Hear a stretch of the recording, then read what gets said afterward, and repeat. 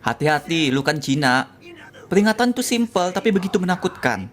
Kayak gimana caranya kita nyembunyiin siapa diri kita supaya kita aman. Itulah kenapa rasisme begitu despicable. Di Indonesia, sayangnya, kerusuhan dengan isu rasis memang beneran pernah tercatat dalam sejarah. Dan peristiwa kelam itulah yang diangkat oleh Joko Anwar dalam karya terbarunya, kali ini thriller action, namun juga tak kalah horor. Pengepungan di Bukit Duri dibentuk sebagai distopia dari what if jika perpecahan golongan alias isu rasisme dipelihara oleh negara. Yang sayangnya lagi, banyak hal di film ini yang bakal terasa relevan pada kehidupan kita. Yang berarti, kita tidak terlalu jauh dari masa depan rekaan sang sutradara. Ngeri nggak tuh?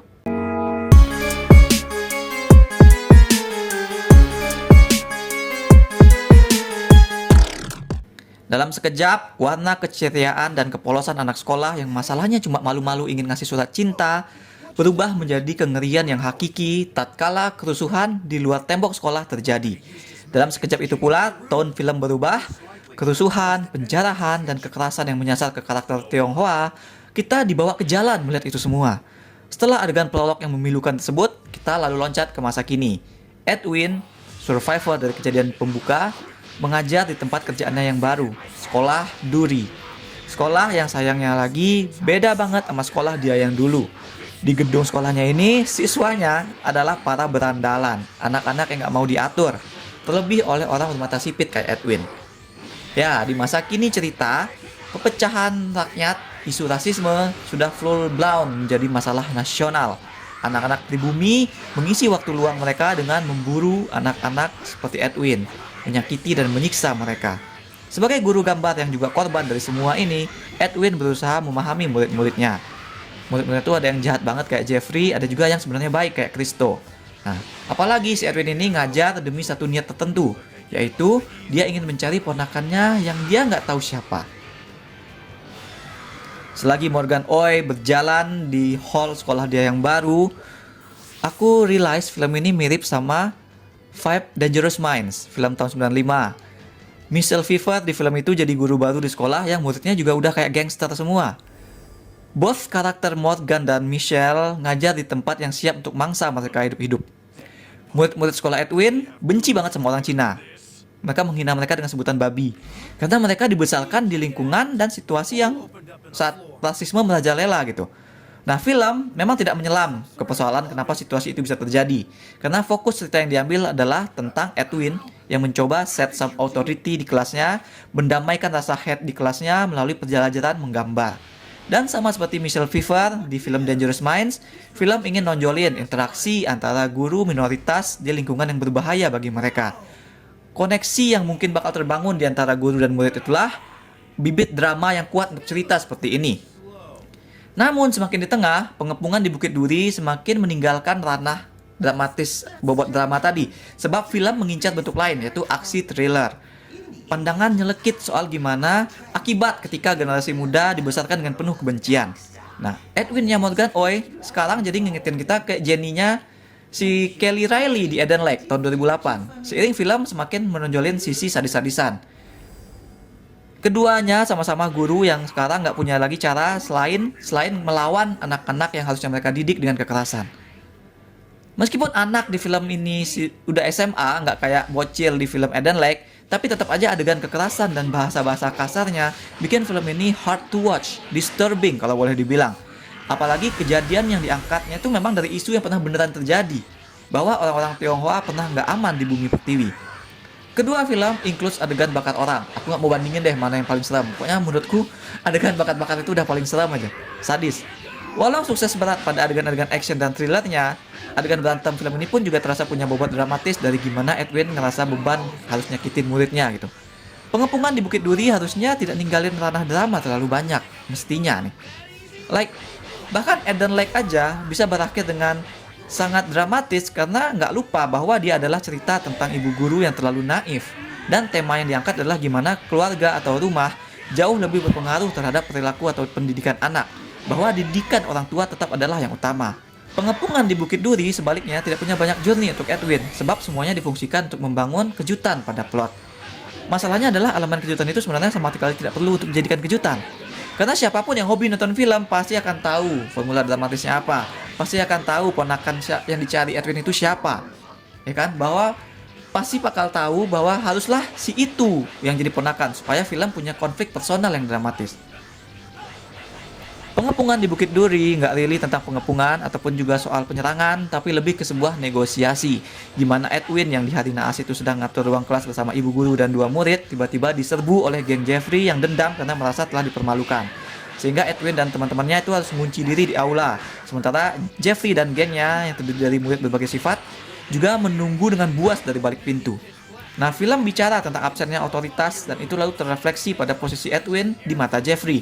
Bagaimana caranya dia bisa diterima sebagai guru di tengah murid-murid yang dibesarkan oleh kebencian.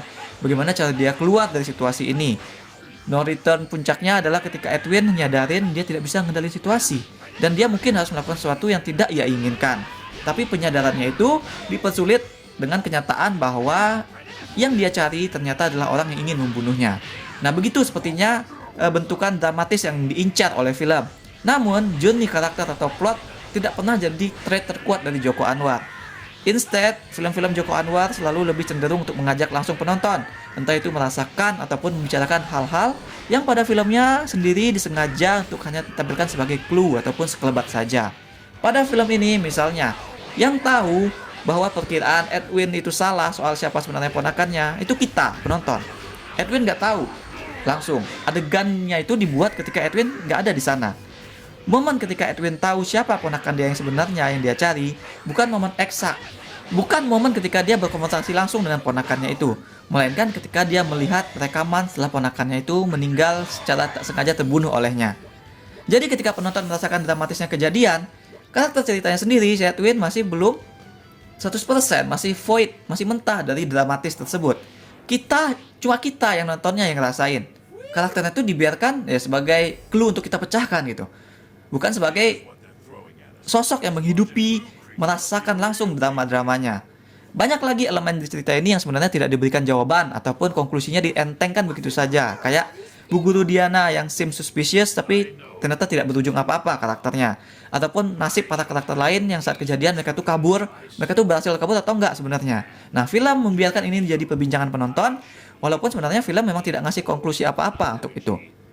Lupakan dulu Edwin. Pengepungan di Bukit Duri sebenarnya punya karakter yang lebih kompleks daripada Edwin. Karakter yang sudut pandangnya akan sangat menarik untuk diangkat, terlebih konteks film ini berangkat dari isu perpecahan rasisme, ya kan? Karakter yang mewakili generasi muda penontonnya karena dia juga terbentuk dari insecurity, yaitu Jeffrey yang diperankan oleh Omara Esteglal. Jeffrey, ketua dari geng pembenci dan penyiksa anak-anak Cina, tapi sesungguhnya dia menyembunyikan jati dirinya sebagai anak campuran. Jeffrey yang sebenarnya juga adalah korban hasil dari situasi tersebut, tapi balik memberangus semua sosok authority. J.K. Rowling memegang formula karakter yang sama dan dia melahirkan Voldemort dari formula tersebut. Kompleksnya Voldemort itu bukan main. Kita udah tahu lah pokoknya, diceritakan semua. Joko Anwar sebaliknya hanya menelurkan Jeffrey sebagai villain sadis. Kita hanya melihat glimpse dari akar insecurity-nya dia. Tapi kemudian film total nunjukin dia sebagai bos penjahat yang pernah bunuh orang dan nggak bakal ragu lagi untuk melakukan pembunuhan berikutnya. Dialog yang diberikan kepada Jeffrey tidak pernah melipir terlalu jauh dari umpatan kasar. Sudut pandangnya Jeffrey tidak pernah dipertemukan dengan Edwin, meskipun bagian tengah cerita ini berisi dialog antara mereka, negosiasi cara Edwin menyerahkan diri. Jeffrey adalah kesempatan terbesar yang dilewatkan oleh film ini. Jeffrey adalah kesempatan untuk film ini membuktikan bahwa sebenarnya ceritanya bukan hanya eksploitasi ataupun cuma membonceng isu rasis atau propaganda di baliknya, tapi film menggunakan Jeffrey hanya sebagai untuk kejutan di akhir. Sehingga wajar jika banyak yang mengkritik film ini sebagai dangkal ataupun ya cuma eksploitasi. Walaupun mungkin sebenarnya intention filmnya bagus, pembangunan dunianya meyakinkan, muatan gambaran yang menyadarkan kita bahwa distopia mengerikan itu mungkin nggak bakal jauh dari kejadian, karena kalau kita tidak segera mengubah situasi kita sekarang. Tapi film ini memang perlu untuk mengangkat lebih banyak perspektif di dalam ceritanya. Perspektif yang tidak diangkat membuat film bukan hanya jadi tidak imbang, tapi juga kehilangan pijakan journey. Kesannya film ini jadi hanya kayak sajian eksploitasi aksi thriller yang minjam isu beneran tanpa benar-benar menceritakan apa-apa. Padahal sebenarnya film ini punya karakter kompleks. Ini yang paling aku sayangkan dari film ini. Aku masih bisa respect pilihannya untuk menunjukkan aksi sadis. Mungkin kita bisa melihatnya sebagai warning. Tapi ketika sudut pandang yang bisa banget untuk dikembangkan itu lebih dipilih untuk disimpan sebagai kejutan needlessly di akhir, film ini kehilangan otoritasnya buatku. Semakin ke ujung, film sepertinya semakin mengempis. Maka aku berikan 5 dari 10 bintang emas untuk Pengepungan di Bukit Duri. That's all we have for now. Menurut kalian kenapa film ini tidak langsung menyebut saja bahwa kejadian di awal tadi adalah tahun 98? Kenapa harus disamarkan menjadi tahun yang lain? Silahkan share pendapatnya di komen. Jangan lupa hit like dan subscribe supaya ketinggalan review-review dan playthrough lain. Kunjungi mydearship.com untuk review yang lebih detail. Atau kalian bisa kunjungi store mydearship di ciptaloka.com. Ada banyak kaos dan pernak-pernik custom yang unik, mulai dari film, musik, game, hingga wrestling. Thanks for watching. Remember, in life, there are winners and there are losers.